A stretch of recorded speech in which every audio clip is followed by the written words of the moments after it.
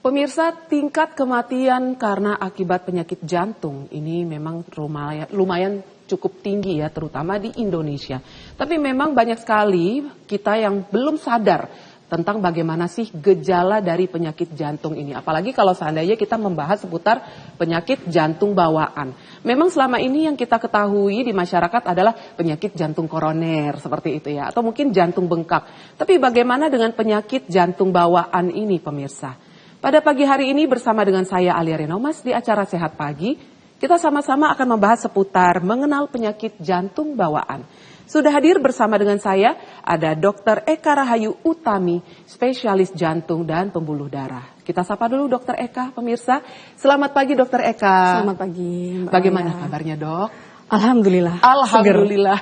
Pagi banget loh dok. Iya, pagi buta. Pagi buta nggak apa-apa ya, udah fully awake ya dok ya. Semoga nih dokter Eka nih baik-baik ya, maksudnya pagi-pagi udah fully awake. Biasanya kalau dokter spesialis kan prakteknya bisa sampai malam banget gitu dok. Dok, kita pada pagi hari ini kan membahas seputar mengenal penyakit jantung bawaan. Karena selama ini masyarakat taunya itu kan jantung koroner atau mungkin jantung bengkak. Terus yang belakangan ini yang mulai agak tren lagi ya, maksudnya seliweran di sosial media Anda mungkin itu tentang gangguan irama jantung. Tapi bagaimana dengan penyakit jantung bawaan ini, Dokter Eka? Sebenarnya apa sih penyakit jantung bawaan ini, Dokter Eka? Silakan dok. Oke, jadi penyakit jantung bawaan ini mungkin memang seperti yang Mbak Alia bilang, belum banyak yang tahu ya. Betul. Awareness-nya kurang. Jadi kebanyakan orang tahu penyakit jantung itu adanya pada orang dewasa. Sakit jantung koroner, serangan jantung, gangguan irama, gagal jantung. Padahal anak-anak juga bisa kena penyakit jantung bawaan. Oke. Gitu. Jadi angkanya cukup tinggi. Statistiknya dia nomor 1 kelainan bawaan pada bayi baru lahir. Nomor 1 ya. untuk statistik Sedunia ya, globally. Oke. Kalau di luar angkanya 1%. Jadi 1 dari 100 kelahiran. Ya. Setiap 100 kelahiran ada 1 bayi dengan kelainan jantung bawaan. Kalau di Indonesia kita belum punya data pastinya, tapi mungkin angkanya lebih tinggi dari yang sudah terdata karena banyak yang nggak kedetek. Oke. Gitu. Jadi apa yang disebut penyakit jantung bawaan sebenarnya itu kelainan pada struktur dan fungsi dari jantung. Kelainan pada struktur dan fungsi pada jantung. Betul. Oke, fungsi jantung ini kan sebenarnya untuk memompa ya dok ya? Betul. Berarti kalau misalnya kelainan pada fungsinya itu bagaimana dok? Fungsi pompa itu kan bisa dia sirkulasi ya, maksudnya Betul. berarti sirkulasi ke seluruh tubuh dan ke sirkulasi paru. Iya. Berarti gangguan fungsi sirkulasi bisa, gangguan fungsi sirkulasi ke paru juga bisa. Oke. Ada gangguan katup, di katup pembuluh darah yang ke paru gitu juga bisa. Dan ini termasuk istilahnya gangguan fungsi dan gangguan struktur ya Iya, pada struktur jantung. Anatomisnya. Makanya dibilang ini adalah penyakit jantung bawaan. Betul. Nah, penyebabnya sendiri apa nih Dokter Eka untuk penyakit jantung bawaan ini, Dok? Penyebab pastinya memang belum diketahui. Oh, oke. Tapi bisa jadi multifaktorial. Dari saat ibunya hamil. Iya. Misalnya gaya hidupnya nggak sehat, merokok, Oh, oke. makan makanan yang nggak sehat, junk food, atau ibunya memang sudah punya penyakit penyerta. Contohnya Misalnya penyakit penyerta kencing apa? manis, Oke. darah tinggi juga bisa. Atau yang faktor dari luar, infeksi. Yang sering kan ibu-ibu waktu hamil tuh di screening toxo, Ya, rubella. Nah itu salah satu jenis-jenis infeksi yang bisa menyebabkan kelainan jantung bawaan pada anak. Ya nggak semua infeksi, kalau cuma batuk pilek biasa mungkin ya enggak.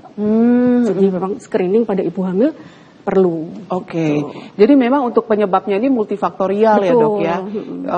Kadang tuh kalau seandainya ya pemirsa sebagai seorang ibu, apalagi Anda ini lagi hamil terus melahirkan anak, ternyata anaknya ini mengalami gangguan jantung bawaan ya, penyakit jantung bawaan ini.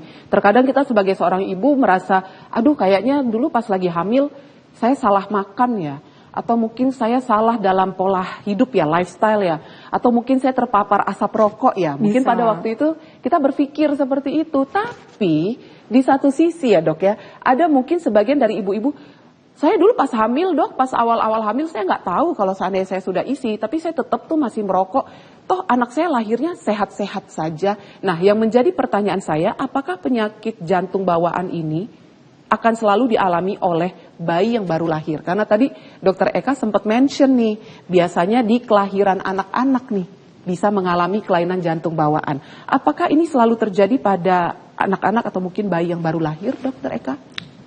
Enggak ya, tidak selalu. Karena tadi itu angkanya 1%. Jadi kalau yang secara global angkanya 1%, 1 dari 100 kehamilan atau 100 persalinan. Jadi ya banyak juga anak-anak lahir tidak ada gangguan. Jadi screening pada bayi baru lahir itu juga penting. Screeningnya bisa apa aja. Makanya sebaiknya persalinan atau kelahiran itu dengan tenaga medis. Jadi waktu bayi lahir ditangkap sama tenaga medis, kita bisa screening dengan auskultasi, dengerin bising jantung, terus oksimetri, saturasi dari bayi itu. Jadi kalau pada penyakit jantung bawaan yang sifatnya kritis, itu dia bisa langsung ketahuan dan bisa cepat dapat penanganan segera gitu. Pun ketika mungkin waktu itu bayinya baru lahir, bisa langsung ditangani segera. Lebih baik dalam 24 sampai 48 jam screeningnya kalau yang penyakit jantung bawaan kritis itu. Pada bayi baru lahir itu memang harus seperti itu ya, Dok ya? Baik. Oh, baru tahu juga kan ya pemirsa tentang penyakit jantung bawaan ini. Kalau seandainya memang dialami oleh bayi yang baru lahir, berarti kita sebagai orang tua kadang ada perasaan nggak tega gitu. Tapi justru kalau memang sudah terdeteksi sejak awal, itu memang sebaiknya diatasi secepat mungkin ya, Dok ya. Supaya bisa istilahnya tumbuh kembang anaknya pun juga tidak terganggu gitu ya. Pemirsa di rumah silakan yang ingin berkonsultasi langsung dengan Dokter Eka. Kami masih membahas seputar penyakit jantung bawaan. Silakan yang ingin berkonsultasi langsung bisa via WhatsApp ya. Jangan lupa untuk selalu cantumkan nama, usia dan juga lokasi Anda. Kami jeda sejenak pemirsa, jangan kemana-mana. Kami akan segera kembali sesaat lagi.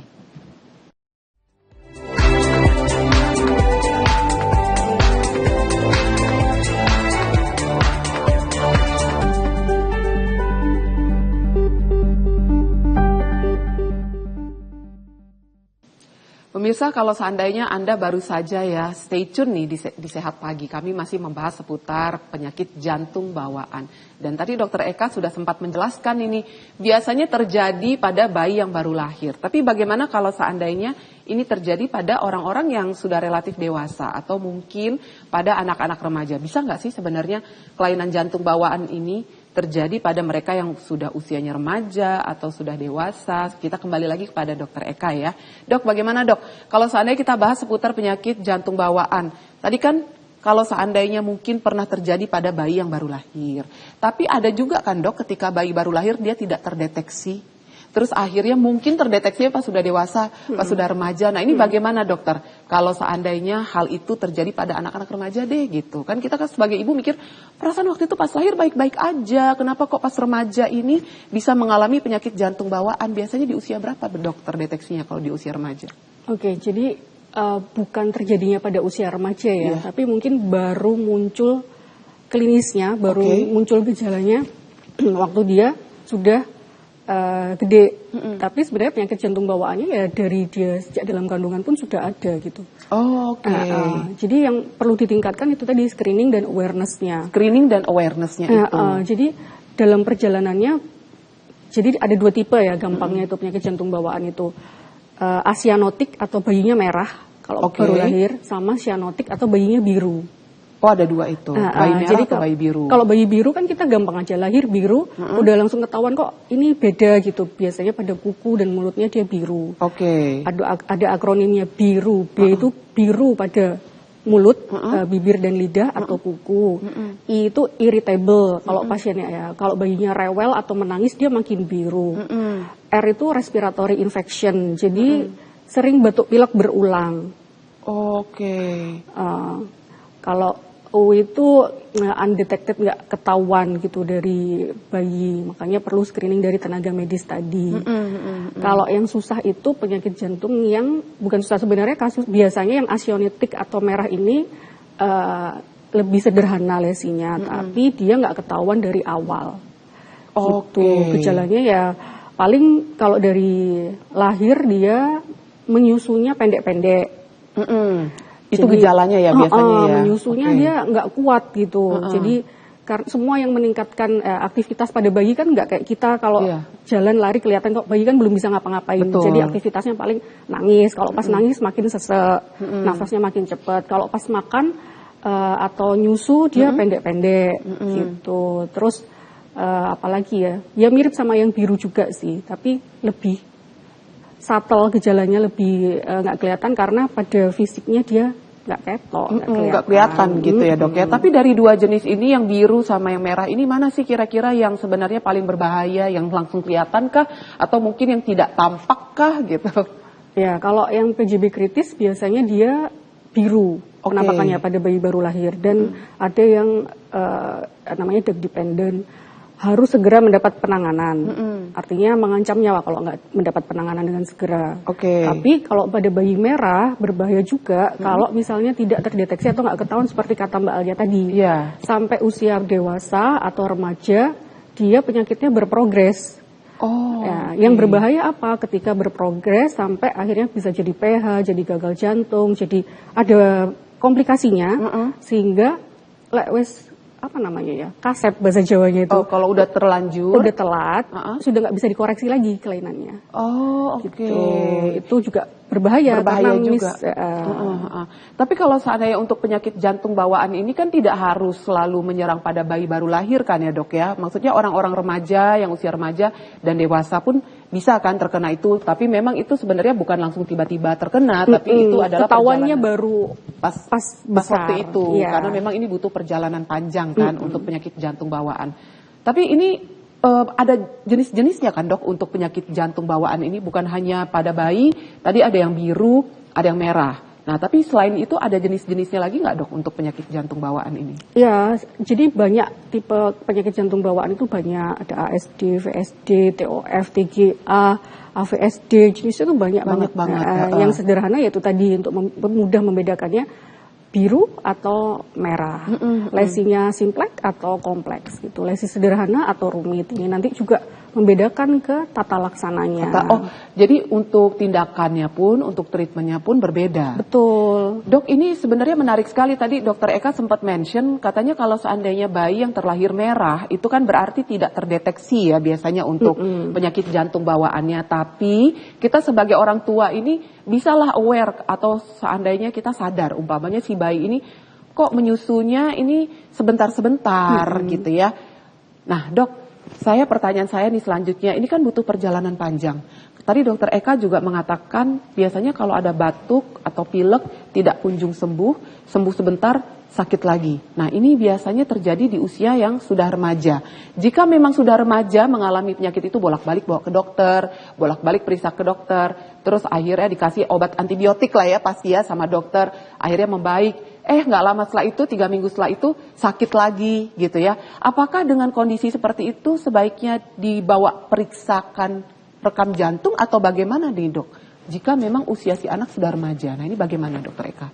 Jadi kadang juga karena keluhan utamanya biasanya sesek atau lemas gitu ya, sering juga keliru diartikan sebagai TBC karena Indonesia memang endemik TBC. Ini kan banyak angka TBC-nya masih tinggi. Jadi kayak batuk pilek berulang ke dokter lagi, diobati batuk pilek lagi gitu. Mengira bahwa masalah utamanya ada di paru-paru gitu. Padahal sesek belum tentu problemnya di paru-paru. Bisa jadi juga di jantung. Jadi kalau batuk pilek berulang kok hambatan tumbuh kembang, berat badannya nggak naik, sudah dengan nutrisi, dikasih nutrisi yang cukup, dia BB-nya nggak naik, ya perlu dipikirkan adanya kemungkinan kecurigaan ke arah penyakit jantung bawaan gitu. Nanti bisa diperiksa lebih lanjut dengan auskultasi, jadi didengarkan ada bising murmurnya atau enggak, ada splittingnya atau enggak, itu bisa ketahuan. Didengarkan pakai stetoskop itu ya? Betul. Jadi diperiksakan lebih lanjut. Kalau ini perlu follow up, bisa dengan USG jantung atau ekokardiografi. Itu pemeriksaannya, bukan rekam jantung itu ya dok ya? Bukan. Tapi USG jantung itu. Awalnya ya fototoraks, nanti dilihat jantungnya bentuknya gimana, kira-kira ada mengarah ke penyakit jantung bawaan enggak. Tapi fototoraks kan 2 dimensi aja, kita nggak bisa lihat ada yang di dalamnya apa. Follow up-nya dengan ekokardiografi. USG jantung itu ya, untuk melihat struktur jantungnya apakah normal atau tidak. Berarti jika kalau seandainya struktur jantungnya itu normal, bisa dikatakan baik-baik saja kah atau bagaimana? Ya, nanti di ekokardiografi itu dievaluasi strukturnya, anatomisnya, fungsinya, fungsi pompanya, ada shunt atau enggak, ada bocor atau enggak, katup-katupnya, ada aliran yang harusnya nggak ke situ, harusnya ada aliran ke situ, tapi kok kering nggak ada aliran ke situ, atau harusnya nggak ada aliran ke situ, tapi kok banjir ada aliran ke situ. Nah, itu bisa kita evaluasi dari USG jantung. Kalau perlu follow up lagi, bisa dengan CT scan dan MRI, tergantung dari lesinya tadi. Gitu. Baik, kalau begitu. Ini menarik sekali ya Dokter Eka ya. Jadi tambah deh pengetahuan tentang penyakit jantung bawaan. Pemirsa di rumah, kami harus jeda sejenak, tapi saya tetap mengundang Anda yang ingin berkonsultasi langsung dengan Dokter Eka seputar penyakit jantung bawaan yang ternyata ini memang ada perjalanannya ya, nggak tiba-tiba langsung saya sakit jantung bawaan. Ini ada penyakit jantung bawaan, nggak langsung tiba-tiba seperti itu. Memang ini ada perjalanan panjangnya. Silahkan bagi Anda yang ingin berkonsultasi bisa via WhatsApp. Jangan lupa untuk selalu cantumkan nama, usia, dan juga lokasi Anda di mana. Kami jeda sejenak pemirsa, jangan kemana-mana. Kami akan segera kembali sesaat lagi.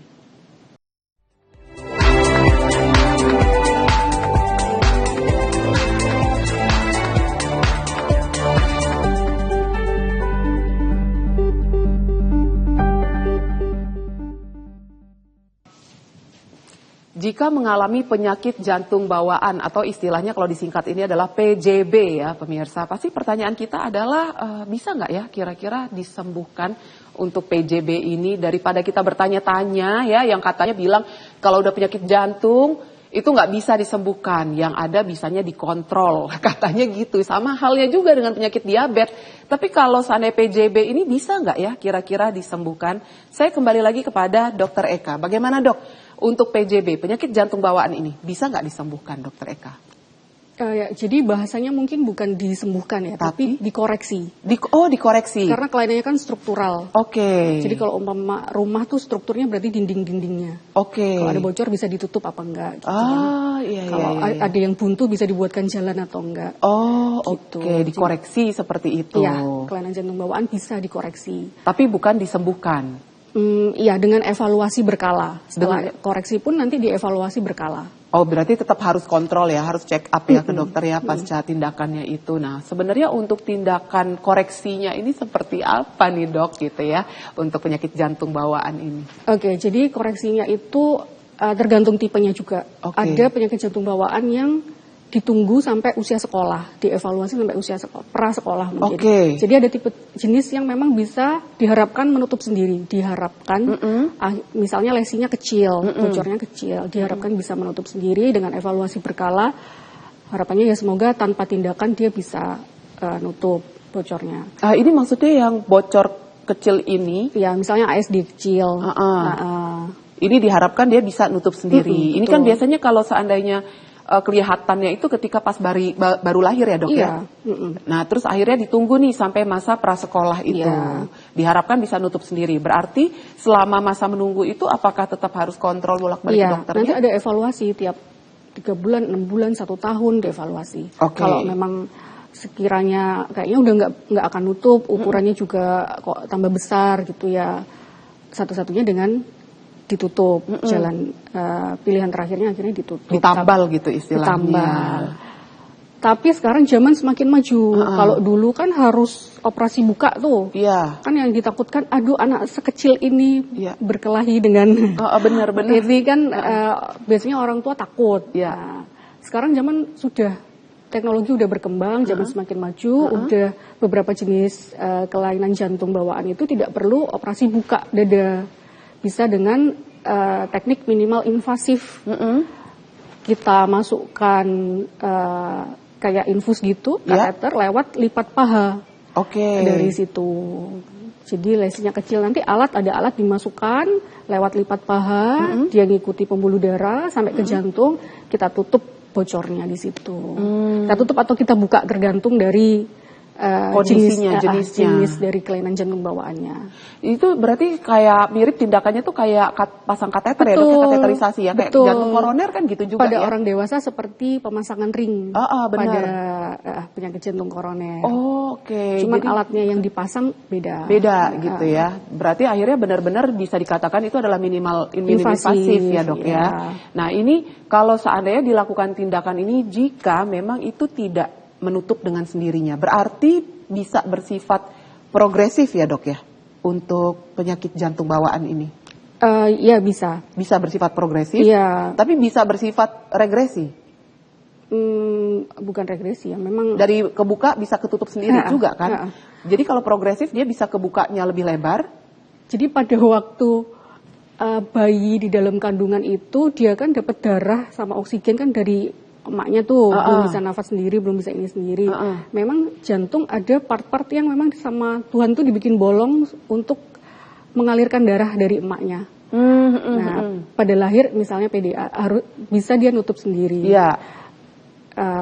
Ada kelainan yang memang dari lahir ditunggu sampai prasekolah tadi itu.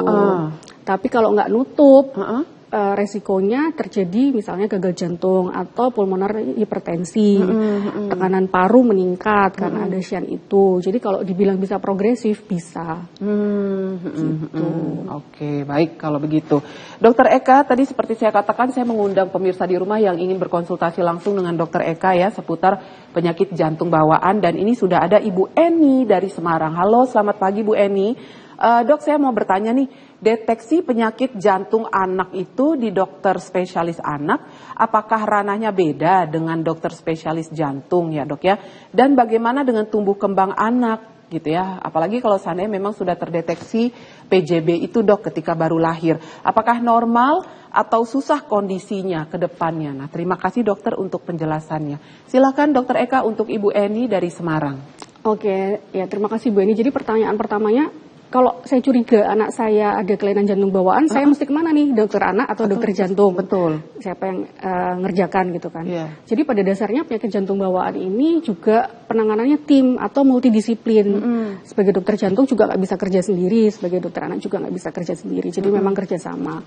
Kemana dulu ya bisa dua-duanya. Kalau memang lebih nyaman ke dokter anak, ya boleh diperiksakan ke dokter anak. Kalau dokter anak merasa dia perlu bantuan untuk eko atau USG jantung, mungkin akan di-refer ke dokter jantung.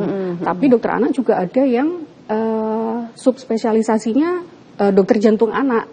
Bisa mengerjakan USG jantung juga gitu. Jadi yang pertama memang udah bagus Ibu Eni ada awareness-nya kalau anak saya curiga mesti kemana gitu. Tapi monggo Ibu, dua-duanya bisa. Dua-duanya bisa. Nah, kalau seandainya si anak ini sudah memiliki PJB, penyakit jantung bawaan ya, sudah terdeteksi pas baru lahir. Tapi kan memang harus ditunggu ketika masa prasekolah nih, let's say begitu ya, untuk tindakannya. Nah, ketika masa perjalanan itu apakah akan terganggu kah untuk tumbuh kembang si anak? Terus bagaimana untuk dia beraktivitas? Apakah akan gampang capek kah? Atau gampang ngos-ngosan kah? Atau bagaimana nih Dokter Eka? Efeknya kepada anak selama menunggu di masa prasekolah ini sebelum tindakannya. Ya, kembali ke seperti yang dibilang Mbak Alia tadi ya, ada progresivitas penyakit dari kelainan jantung bawaan ini memang. Jadi kalau memang shunt-nya besar ya sebelum dia usia sekolah pun klinisnya bisa muncul. Gitu. Jadi dari awal tuh memang dokter akan menentukan, oh ini kira-kira bisalah kita tunggu, oh ini kira-kira nggak bisa nih kita tunggu. Lebih baik dilakukan tindakan segera daripada telat. Gitu. Jadi ya dievaluasi dari USG tadi, USG jantung tadi. Tapi bagaimana dengan yang istilahnya, ini kan kalau seandainya yang terdeteksi ketika baru lahir. Tapi kan ada ya Dok ya, yang tidak terdeteksi pas baru lahir ini, terdeteksinya pas sudah remaja, udah gede gitu, udah dewasa, let's say udah pas udah kerja. Kadang umur 40, 50 gitu baru ketahuan gitu. Ada kan ya Dok juga seperti itu. Nah itu kalau seandainya diketahuan di usia 40, 50 itu biasanya keluhan atau mungkin gejala dari mereka itu seperti apa Dok? Yang paling sering ya aktivitasnya terbatas biasanya. Terbatasnya itu seperti apa? Kalau kita misalnya bisa lari gitu, mereka mungkin jalan agak cepat atau apa gitu, rasanya udah ngos-ngosan. Oh, terasa ngos-ngosan. Ada sesaknya. Sesak gitu. Atau lemes, kadang nggak bergejala sama sekali. Pada perempuan misalnya hamil kok jadi sesak, ternyata setelah diperiksakan ada kelainan jantung bawaannya. Oh, bisa seperti itu. Bisa. Terdeteksi pas ketika si ibu lagi hamil justru. Jadi ya ini sebenarnya lumayan cukup berbahaya kan ya, Dok ya. Kalau seandainya ketika baru lahir tidak terdeteksi, tapi terdeteksinya itu pas sudah dewasa. Iya. Apalagi mungkin pas si ibunya ini sedang hamil. Kok rasanya sesek gitu ya. Dok, hamil aja itu sesek loh, Dok. Iya, Jujur betul. aja. Hamil itu kan tambahan beban jantung Betul. kepada ibunya. Benar. Jadi makanya ya pasti progres penyakitnya. Kan. Betul. Gitu. Kita hamil aja itu pemirsa, udah pernah nyoba belum hamil? Kalau belum pernah nyoba, cobain gitu ya, Dok ya. Saya udah nyobain sekali aja, habis itu trauma, Dok. Soalnya bukan apa-apa, pas lagi hamil itu emang rasanya berat, sesek gitu ya. Dan kita itu ada dapat tambahan detak jantung tambahan ya, irama jantung tambahan, palpitasi itu. Nah, apalagi kalau seandainya ibu hamil yang memiliki penyakit jantung bawaan. Pernah ya, Dok ya, ada kasus seperti itu? Banyak ya? Banyak. Dan itu bisa ditanganin? Bisa, jadi persalinannya pun harus dengan pengawasan dari dokter jantung. Jadi itu tadi kolaborasi antara itu ya. Dokter ya, tim dari dokter obginnya, nanti dokter jantungnya yang nangani ibunya juga, sama dokter anak nanti waktu anaknya lahir juga ditangkap kan ada faktor risiko juga untuk meriksa si bayinya itu. Ini kayaknya nggak apa-apa kita bahas nanti ya sesaat lagi ya pemirsa, karena memang kan sebenarnya ya kita kalau seandainya ibu lagi hamil itu pasti senang banget ya menanti kelahiran anaknya. Tapi kenapa kalau seandainya terjadi ketika ibu yang sedang hamil terus mengalami penyakit jantung bawaan, ini akan seperti apa kira-kira treatmentnya, atau mungkin yang Dokter Eka pernah lihat di lapangan kasusnya akan seperti apa nih tindakannya. Sesaat lagi pemirsa, jangan kemana-mana, tetap di Sehat Pagi.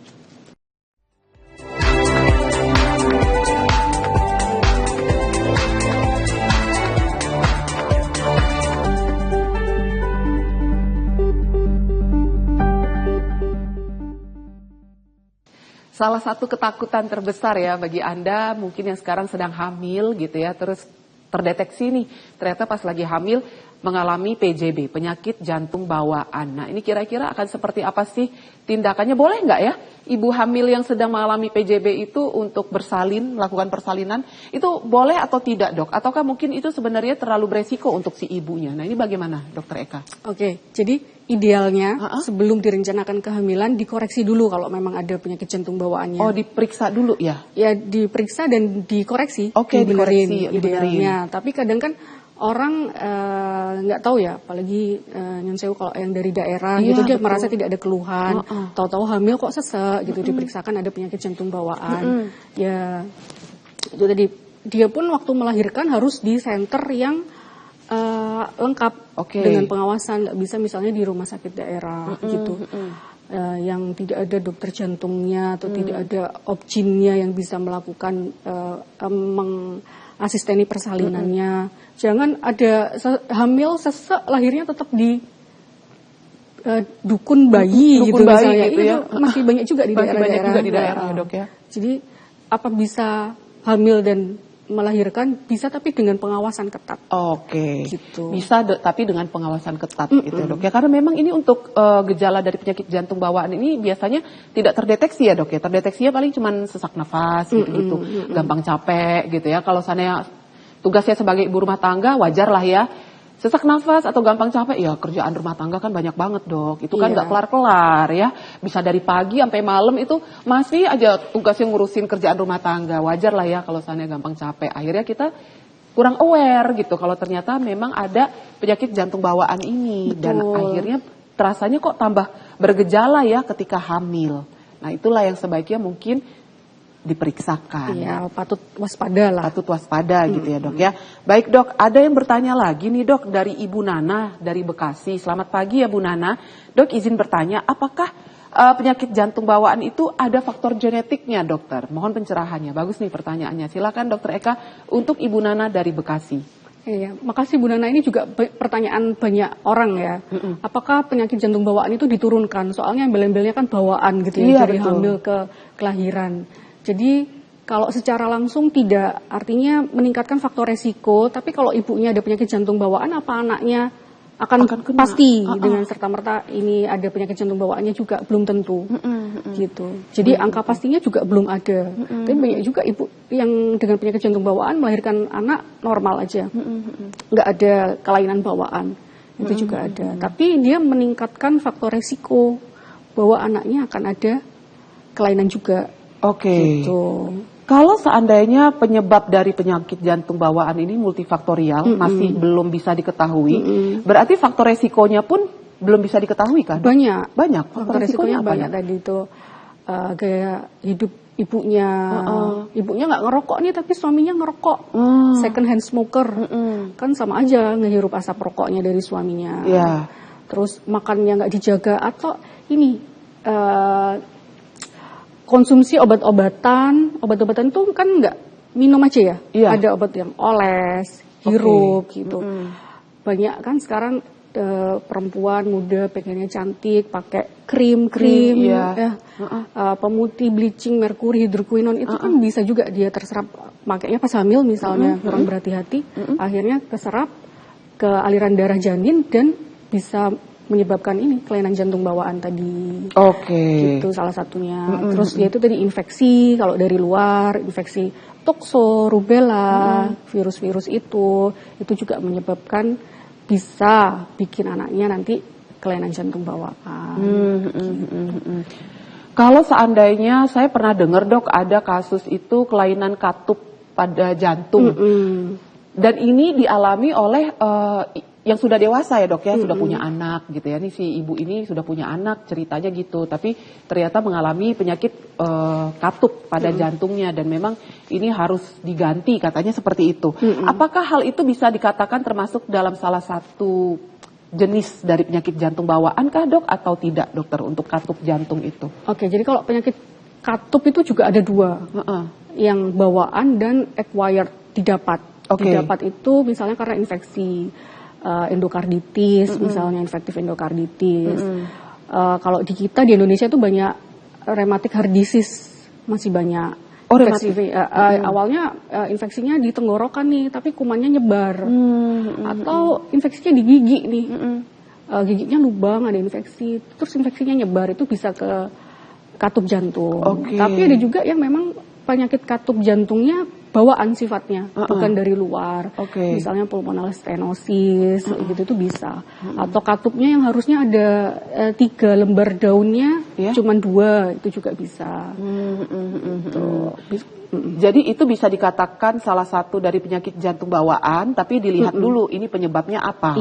Karena dari gigi pun itu bisa bisa didapat, bisa bawaan juga kalau penyakit katup jantung itu. Baik kalau begitu. Dok, selanjutnya ada Ibu Anissa dari Pasuruan. Selamat pagi Bu Anissa.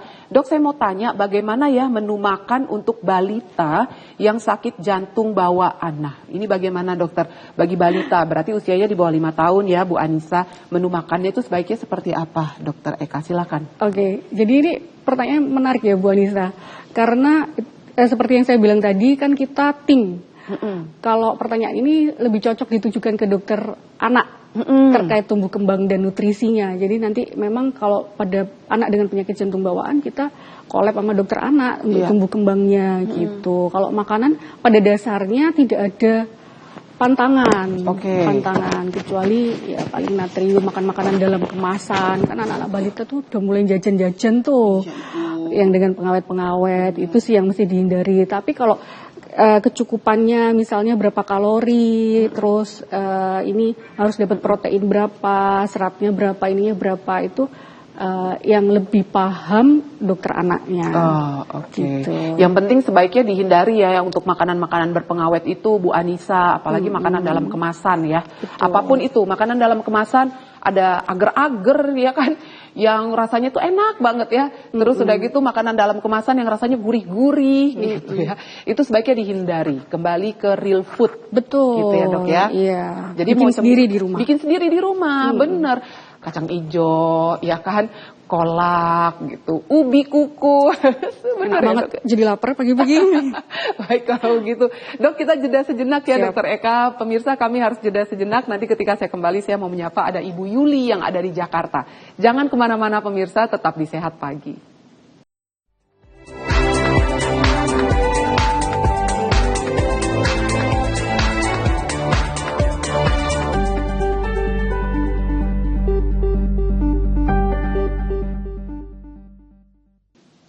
Seperti janji saya pemirsa, sekarang saya mau menyapa dulu ada Ibu Yuli dari Jakarta. Selamat pagi Bu Yuli. Selamat pagi dokter. Dok, saya punya keponakan kelahiran tahun 2004 ya dok ya. Waktu kelas 4 SD, ini keponakan saya sudah melakukan tindakan bypass jantung karena katupnya tidak menutup. Nah, setelah melakukan tindakan penutupan, apakah setelah dewasa bisa terbuka lagi atau sudah aman nih dok? Nah, terima kasih. Silahkan Dokter Eka untuk Ibu Yuli di Jakarta. Ini real life case ya? Iya, real life case ini dok. Dikasih nih, benar di real life case nih. Jadi perbaikan katup ya ceritanya ya. Perbaikan katup itu juga ada dua macam.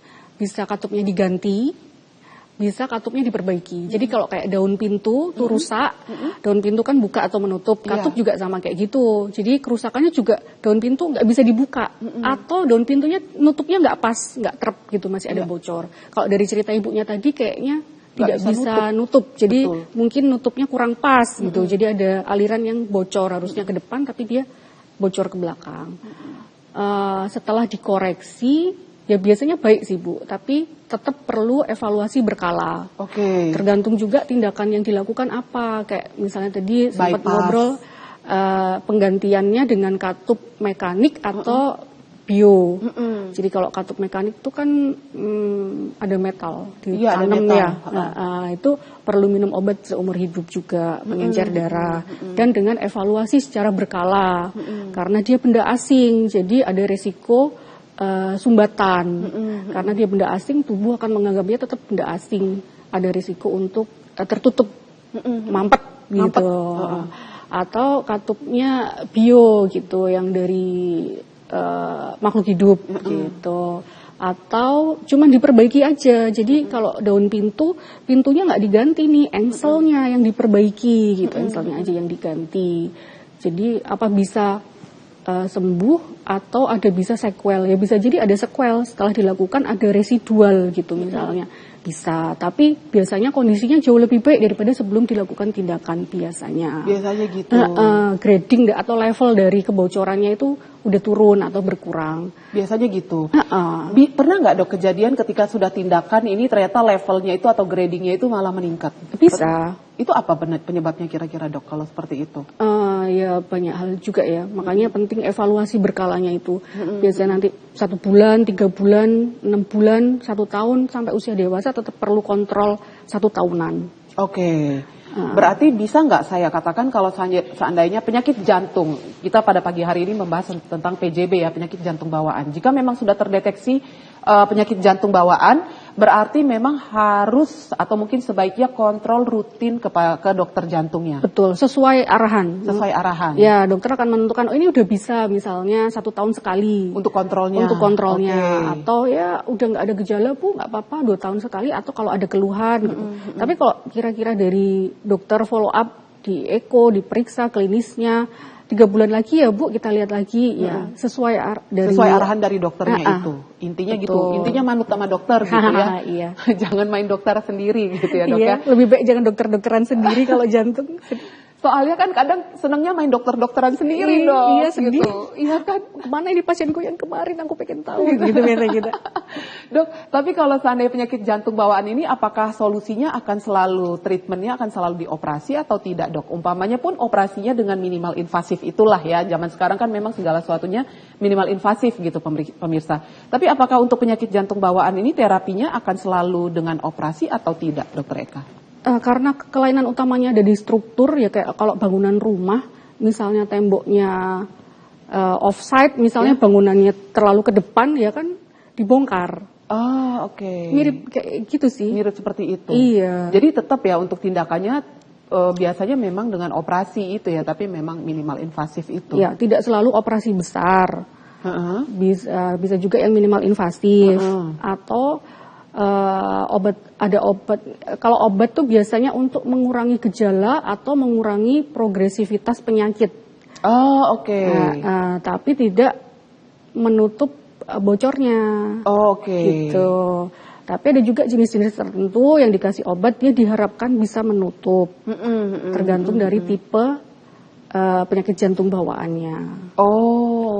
Jadi berlapis tuh evaluasinya dan pengambilan keputusannya bisa ditunggu dulu, dilihat deh, diobservasi gitu ya, dievaluasi berkala, diharapkan nutup sendiri. Kalau enggak, oh ini tipe yang bisa dikasih ibuprofen misalnya, ada dicoba terus dievaluasi nutup atau enggak. Kalau memang enggak nutup ya minimal invasif misalnya. Atau kalau dari awal memang kelainan jantung bawaannya yang kompleks, yang rumit, terutama yang sianotik itu, ya mau nggak mau ada tindakan yang harus dilakukan. Oh, oke, baik kalau begitu. Komplikasi-komplikasi yang dapat terjadi dengan penyakit jantung bawaan ini adakah, dokter?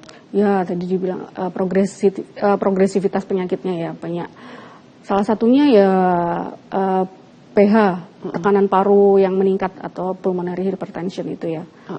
Itu berefeknya nanti dengan sesak nafas ya? Sesak. Terus habis itu kalau udah tekanannya tinggi banget, bocor yang harusnya bisa ditutup jadi nggak bisa ditutup. Karena tekanannya terlalu tinggi di paru. Kalau kita memaksakan tutup nanti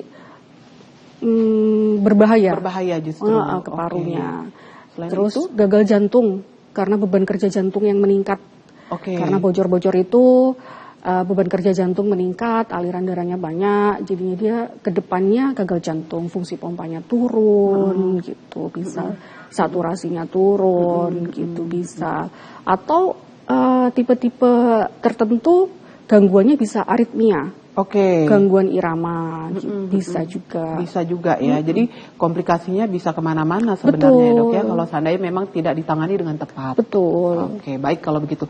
Dokter Eka, kita jeda sejenak, nanti ketika saya kembali saya mau minta tips dari Dokter Eka bagaimana tipsnya untuk memiliki jantung yang sehat. Dan kalau seandainya sudah memiliki penyakit jantung bawaan, sudah ditangani dengan baik, boleh nggak ya kira-kira berolahraga dan kira-kira olahraganya akan seperti apa? Saat lagi pemirsa, jangan kemana-mana, tetap di Sehat Pagi.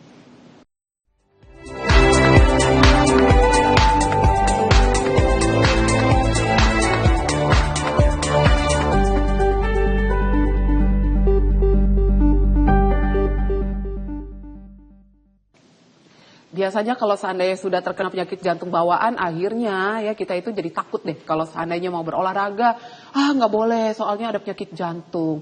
Udah nggak boleh, ya udah. Jadi bolehnya apa dong? Duduk-duduk aja, ya kan? Ngeteh, makan pisang goreng, ya nggak gitu juga ya. Kan tubuh kita ini memang diciptakan untuk bergerak sebenarnya. Nah ini bagaimana? Saya mau bertanya nih kepada Dokter Eka. Kalau seandainya memang sudah terkena penyakit jantung bawaan nih dok, tapi sudah ditanganin sih dengan baik ya, dengan minimal invasif lah, dengan terapi obat-obatan, apapun lah itu. Boleh nggak untuk berolahraga? Nah ini Dokter Eka, bagaimana dok supaya untuk menjaga kebugaran gitu loh dok, kebugaran tubuhnya. Nah ini bagaimana Dokter Eka? Oke, jadi olahraga ya. Pada pasien-pasien setelah dikoreksi yang selesai, biasanya ya bisa beraktivitas seperti biasa. Tergantung, jadi koreksi pun itu ada yang 1 kali operasi, 2 kali operasi, ada 3 kali operasi, ada yang bertahap. Pokoknya kalau setelah selesai, setelah dikoreksi, biasanya pasien akan bisa aktivitas seperti biasa. Ya jangan sampai setelah dikoreksi, pasien kontrol datang nih, Bu, ini anaknya udah mulai masuk sekolah ya? Oh belum dok, masih di rumah aja. Karena ibunya khawatir gitu kan. Loh gak apa-apa ibu, anaknya disuruh masuk sekolah aja kan, kasihan malah di rumah terus gak boleh ngapa-ngapain gitu. Kalau tentang olahraga ya semampunya, semampu dari pasiennya gitu. Tidak memaksakan diri, jangan sampai dia mampunya lari misalnya 500 meter karena sama teman-temannya jadi pengennya kompetitif gitu. Anak kecil kan suka lari-lari gitu. Nah itu yang perlu diawasi gitu. Tapi kalau aktivitas dan olahraga sesuai kemampuan dari pasiennya setelah dikoreksi oke aja. Malah itu perlu ya. Baik kalau begitu. Terakhir dok, tips pencegahan. Bisa nggak sih kita mencegah penyakit jantung bawaan ini? Terlepas dari itu mungkin takdir dari Allah Subhanahu Wa Taala ya pemirsa. Tapi kita sebagai orang tua nih, umpamanya udah usia segini juga ya kan, atau mungkin kita memiliki anak, atau mungkin yang lagi hamil. Tips pencegahannya dok supaya tidak terjadi penyakit jantung bawaan ini. Silakan Dokter Eka. Jadi seringkali yang disalahkan kan anak, kalau misalnya anak dengan kelainan jantung bawaan tuh ibunya ya. Iya dok, itu sedih banget dok. Kamu tidak menjaga kehamilan dengan baik lah, kamu inilah. Padahal ayah juga punya peran ya. Jadi memang harus dua-duanya. Dari proses pembuahan aja juga dari ayah juga harus sehat gitu kan, ibunya juga harus sehat. Jadi memang dua-duanya. Anak kan bikin nggak cuma dari ibu ya. Betul, benar dok. gaya hidup yang sehat. Kan Kemenkes sekarang juga ada Germas, Gerakan Masyarakat Hidup Sehat gitu ya. Diet yang sesuai, diet sehat, kurangi asupan garam, itu tadi natrium, pengawet, terus gula juga dikurangi. Kalau ada faktor resiko atau penyakit penyerta yang lain dikontrol.